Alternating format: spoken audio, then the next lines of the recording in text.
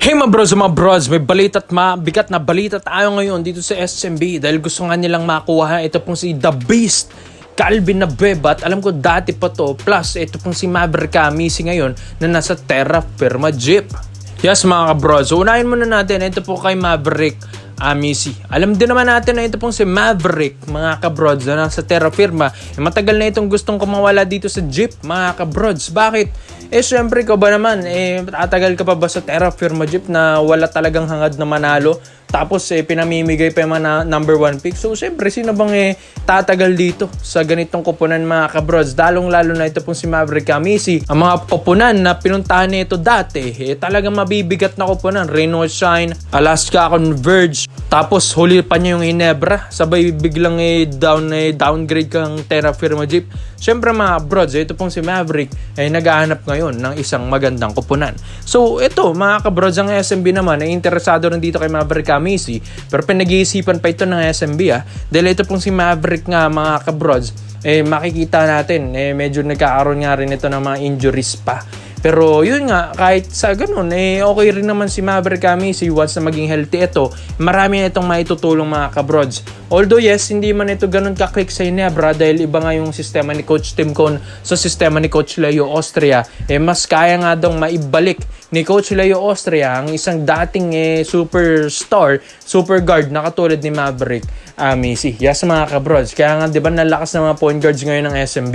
So gusto rin nila na may dagdag pwersa sa scoring ang SMB. Kaya gusto rin nilang makuha si Maverick Amisi. Pero syempre mga kabrods, pag-iisipan pa nga kasi. Dahil alam din naman natin na kaya rin agad-agad kunin na to ng SMB dahil ang Terra Firma Jeep ay farm team. Bigyan mo lang under the table, talagang bibigay na yan. Re-release talaga nila yan si Maverick Amisi para sa SMB. So dagdag puwersa ito sa SMB, lalong-lalo na bago mag-playoffs run ang Commissioner's Cup natin ngayon. So ito pa mga kabrods, The Beast, Calvin Abueva. Alam din naman natin, nakaka-trade lang neto ni The Beast from Titan to Converge Fiber Xers na ngayon sa Converge na ito pong si Calvin Abueva medyo nahihirapan na ang SMB ngayon. Sabi nga ng SMB, sayang nung nasa Titan pa sana ito, ito na sana ino-offer na sana ito pong si The Beast. Pero yun nga, ang laki kasi ng offer ng Converge, kaya doon ito napunta. Pero mga kabrods, ito pong SMB, parang balak rin nilang offer ng maganda ito pong si Calvin Abueva dahil kailangan nga nila ng magandang hustle player na katulad ni The Beast. Syempre ba naman, ang dami na itong maibibigay sa table, mga kabrods. Stats pa lang makikita mo na, talagang kayang kumalawit ng rebounds yan si The Beast, Calvin Abueva. Hustle pa lang, si depensa pa lang mga kabrods, makikita mong may puso talaga sa laro. Yung physicality na ito sa laro, mind games na ito sa laro, yan ang gusto ng SMB sa kanya. Tapos syempre Jericho Cruz, pero matamba ng Jericho Cruz, tapos Calvin Abueva, mga bad boys sa SMB. Ang ganda siguro tignan yan mga kabrods. Tapos ito pong SMB, ang isa rin kasi sa mga nakikita nila, parang wala silang maayos na depensa sa roster na ito. Well, kailangan nila ng may panggising man lang mga kabrods. Dahil alam din naman natin na si Jericho Cruz ang isa sa mga talagang hustle player dyan sa depensa sa SMB. Well, kulang pa yan, lalo na't kailangan mo pa ng isang Calvin Abueva. Mas lalo na't mas lalakas pa lalo ang SMB nito kung sakali man. Pero yun nga, na nasa Converge ito mga kabrods, kailangan siguro ng merong kapalitan at one-on-one trade itong si The Beast Calvin Abueva sa SMB dahil medyo mataas-taas pa ang value na ito ni The Beast Pero ikaw, sa tingin nyo mga brods, ito rin ba ang magbabago sa SMB bago mag-playoffs run? At habang elimination run pa lang ito, sa tingin nyo may palag na ang isang Maverick Amisi plus Calvin Abueva sa SMB? Komento mo lang po nyo dyan mga brods. At isa natin yan. Dito naman po tayo sa kabilang balita naman natin, mga kabrods. Ito, ayon lang din sa mga reports and rumors natin. Ito, Scottie Thompson, binabalak ng Ginebra na i-offer sa Blackwater Bossing para makuha ito pong si Cedric Bearfield. Kumbaga, Cedric to Ginebra and Scottie to Blackwater.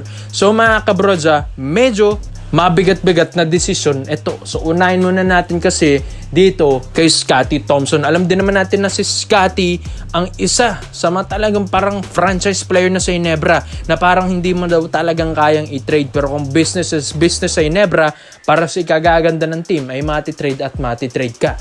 Alam din naman natin si Scottie Thompson, isa ito sa mga talaga nagpupuna ng stats sa Ginebra in terms of rebounds and assists, maski sa depensa. Maasahan mo at hustle play place itong si Scottie Thompson, mga kabrods. Pero sa run kasi ng Ginebra ngayon sa mga past few seasons and past few years ng Ginebra na hindi na sila nag-champion, parang ito na daw yung time na gawing trade asset daw itong si Scottie Thompson. Alam ko medyo masakit at mahirap itong desisyon na bitawan ng isang Scottie Thompson sa Ginebra, ang isang star player nila.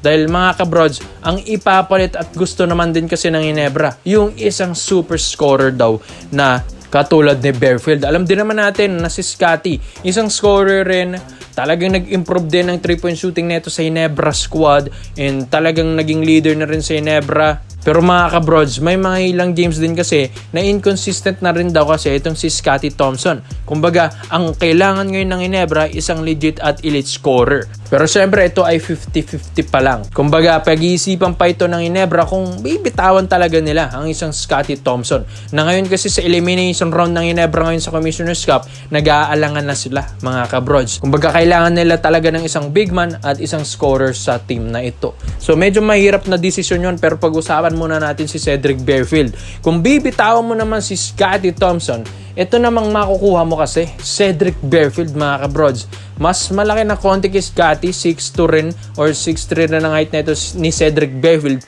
Pero ito kasi mga kabrods, talagang elite scorer. Hindi mo maasahan siguro sa rebounds, pero sa assist maasahan mo and sa scoring.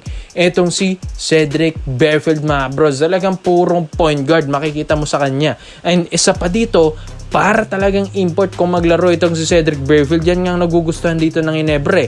Dahil nga, sa kanyang pagiging legit scorer at elite scorer, mga kabrods, nakikita ng Ginebra na malaki ang maitutulong ng isang Cedric Bearfield sa Barangay Ginebra San Miguel. Kumbaga, parang meron kang second import sa iyong kupunan. Dahil yan nga ang kailangan ngayon ng Ginebra, isang scoring machine.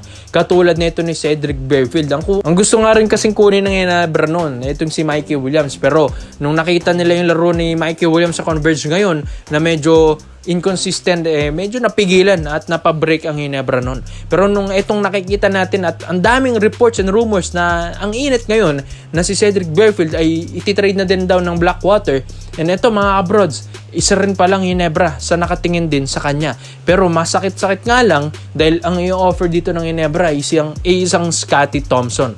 Alam din naman natin mga kabrods ang mahirap na desisyon na ito.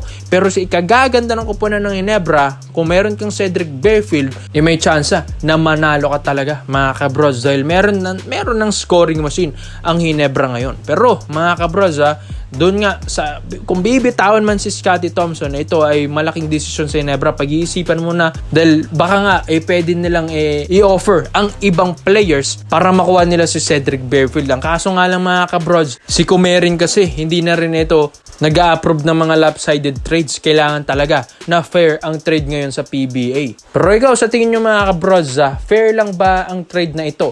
Scottie Thompson to Blackwater Bossing kapalit ni Cedric Bearfield to Barangay Ginebra San Miguel. Komento mo lang pinyo dito mga brothers at isa-isa natin yan. Salamat po sa panonood mga brothers. This is for Basketball Trade Option lang.